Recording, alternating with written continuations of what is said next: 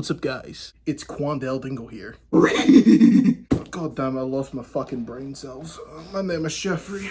Anyways, what's up, members of the Peter Griffin household? It's your host with the most, Duck here, back at it again with another video. Now, this one, people are probably going to be commenting, oh, what about the Q&A video? That video is coming. I'm waiting till I pass 5,000 subscribers. We're so close to it as of the time of recording here. But I do have several other videos that I do want to get out before I make that one, because you guys left a shitload of comments. Can we keep that same energy on the other videos now? Well, if you saw by your good friend Quandale Dingle, we have a package here, and it is something that is very, very special to me. And I'm honestly like super excited because this is something that I have wanted since like 2015.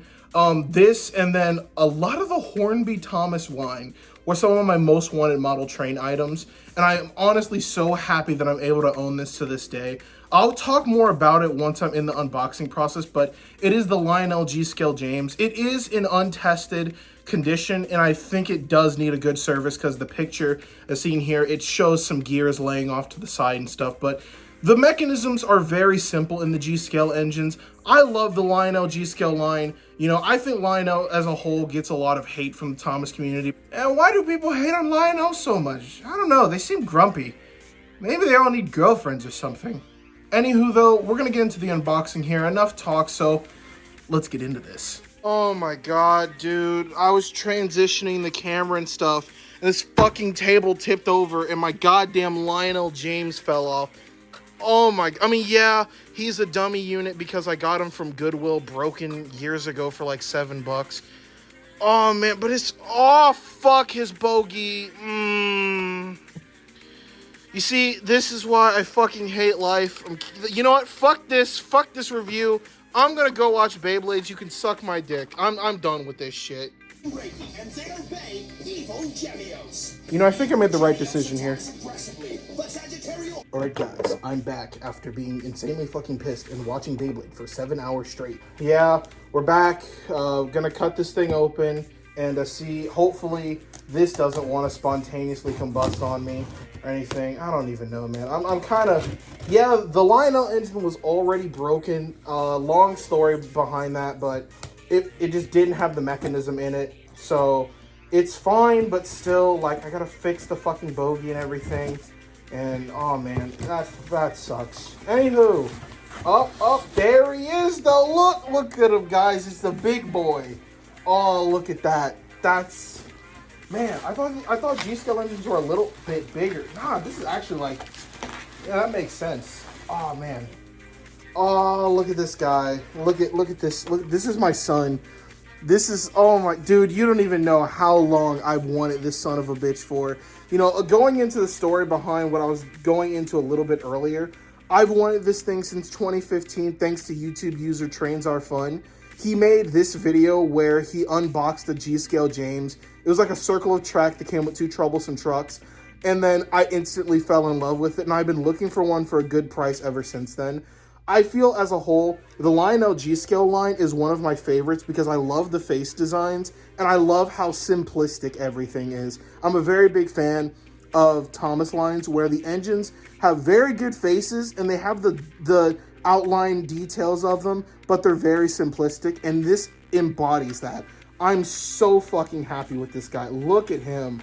He looks great.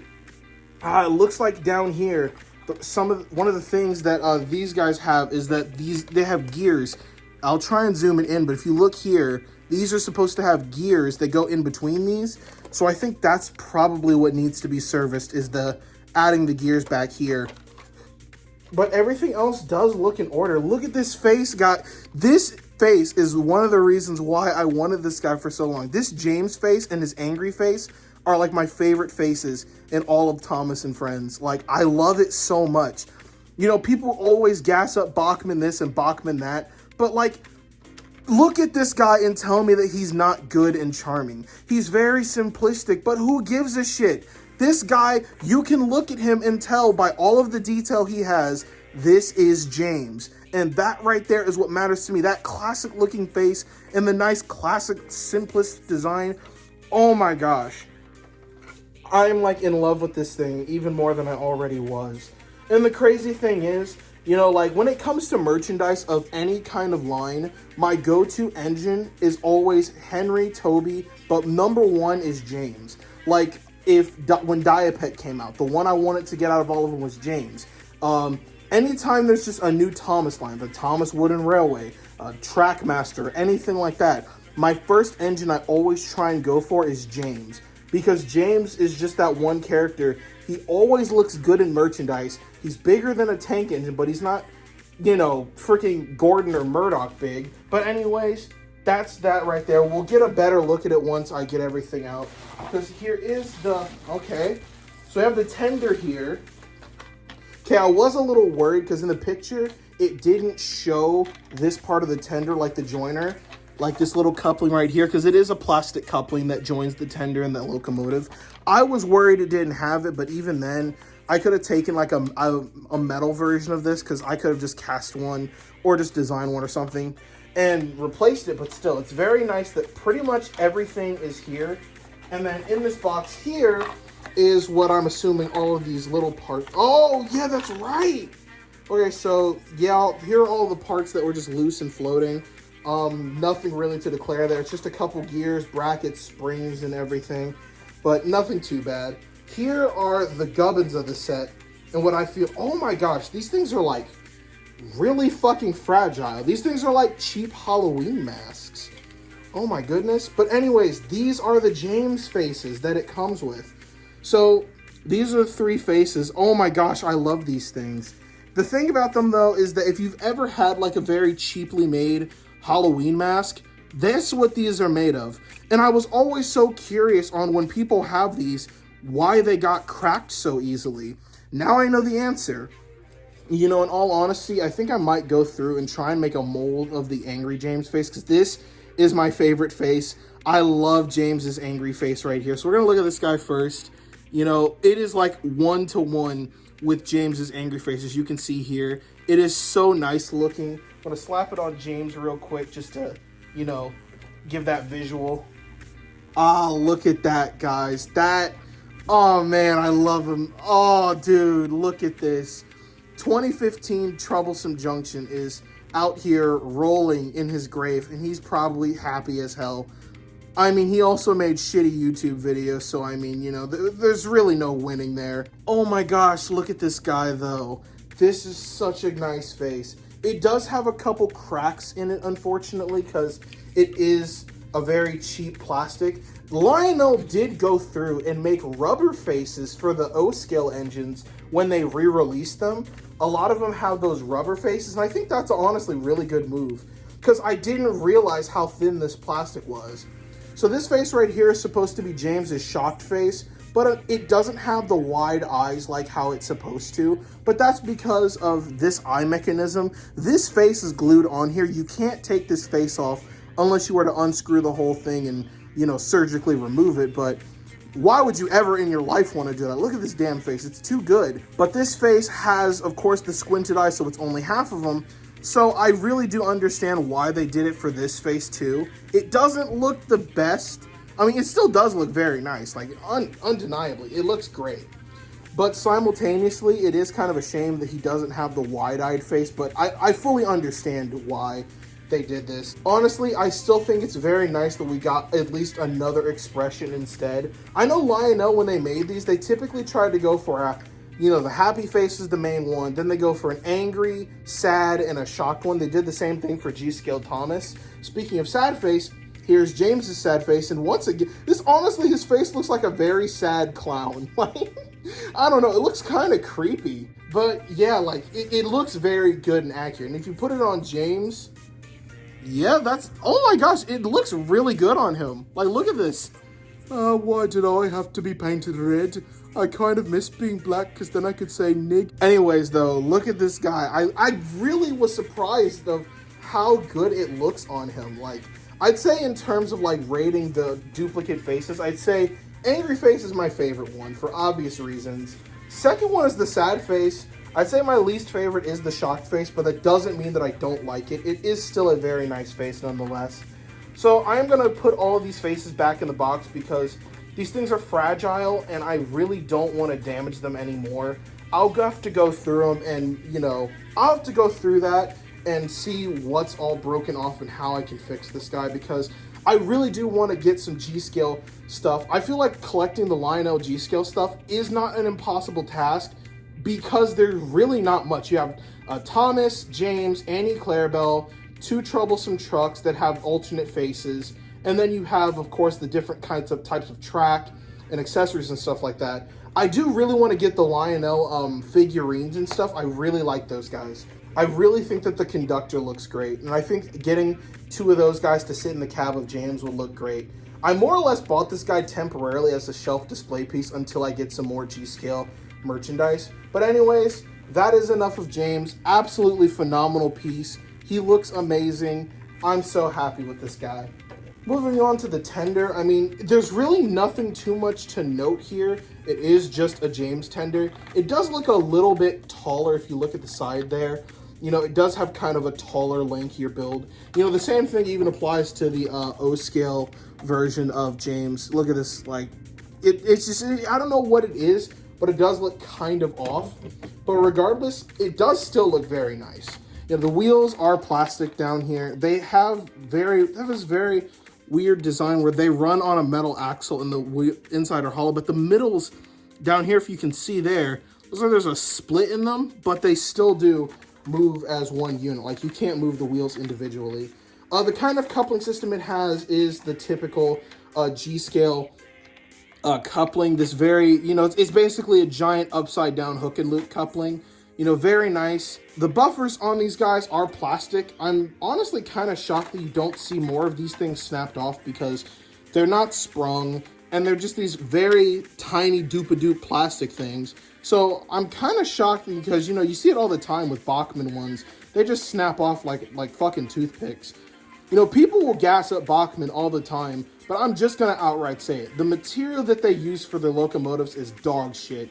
Like, anyone who thinks Bachmann is perfect, I guarantee they don't have brain cells. Honestly, one of the main reasons of why I do prefer Hornby over Bachmann, and even Lionel in a lot of ways, is the fact that their engines are such better quality in terms of material that they use, and that's one of the biggest things for me. I don't give a shit about your product if it's cheap plastic and it's not durable.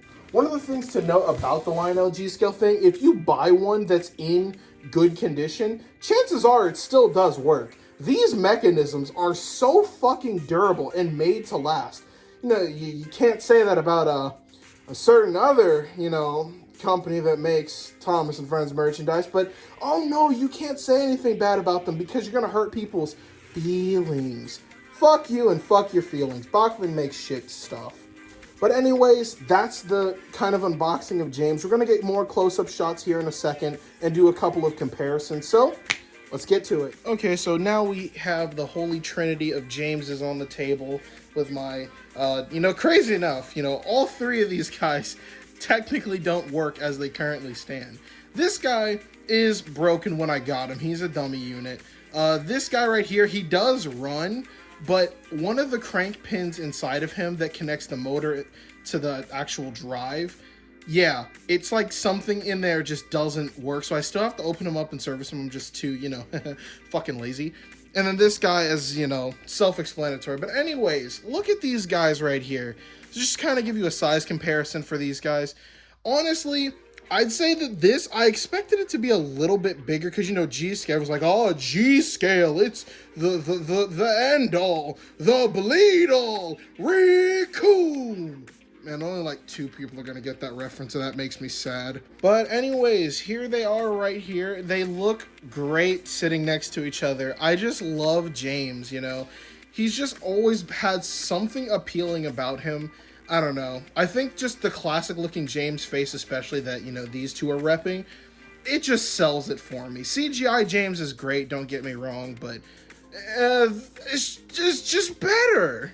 If you take a look here, it's quite a sizable step up from the O-scale one.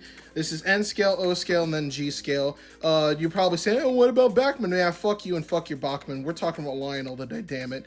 Thomas is just the adopted little brother, so shut up. But man, it just really puts into perspective of just how big these things are, though, relative to all other pieces of Thomas merchandise. It just looks so good, you know? Genuinely, if you want nice display pieces of Thomas merchandise, I would honestly highly recommend these things. Putting them up on the mantle, you know, get you a James and a Thomas, you know, and just have them sit up there. People, they're big enough to be recognizable, but not overbearingly big. And not to mention the fact they're not like the Bachmann ones, you know, the ones that have crazy amounts of detail, which that is nice because they are, in the end of the day, model trains. But this right here, I would say it's more akin to a toy. I don't want to say it, but I don't know. It just has like it's no handrails, no, you know, crazy amounts of detail. It's very simplistic. And that's what I think works in its favor. You know, I wouldn't feel as bad if this thing were sitting up on the mantle because I wouldn't be afraid if it were to fall and or break something, you know, because it doesn't really have much to break. I mean, besides the mechanisms, but that's neither here nor there. I'm very excited though, because soon I am going to go to Entertainment Junction to try and pick up some more, you know, Thomas merchandise, maybe some more G-scale stuff, because I think it just would look very nice to display. Okay, so here I am right now, after I got done with the video, and I'm just kind of going through James right now, and I'm servicing him, and I'm currently trying to figure out where most of the components go. These right here look like they go together, the spring and these little metal tabs.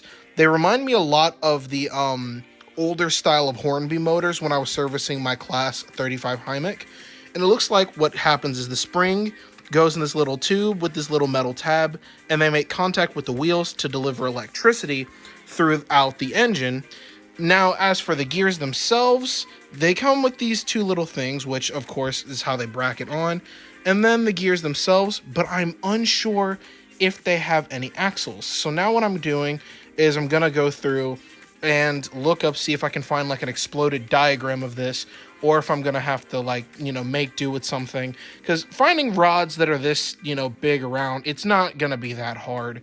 But I really think the only things I'm missing, I am missing one of these tabs. I do have all the springs, but I am missing, unfortunately, one of those tabs. Okay, I think I fixed this bastard. I managed to even replace one of all the electrical tabs that go in the little slots and shit.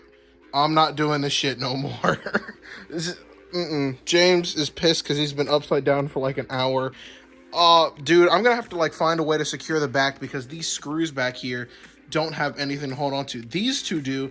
I might end up cutting a hole down here and just fucking zip tying the thing on here or some shit, because I can't glue it together because then I can't access it. Man, life just does not want me to fucking win, bro. But yeah, that's pretty much the end of the video. Nothing too much to note here. So that's all I gotta say for this video. Thank you guys so much for watching. Be sure to subscribe. We're so close to 5,000 subs. Become a member of the Peter Griffin household today. And I'll see you guys on the flip side.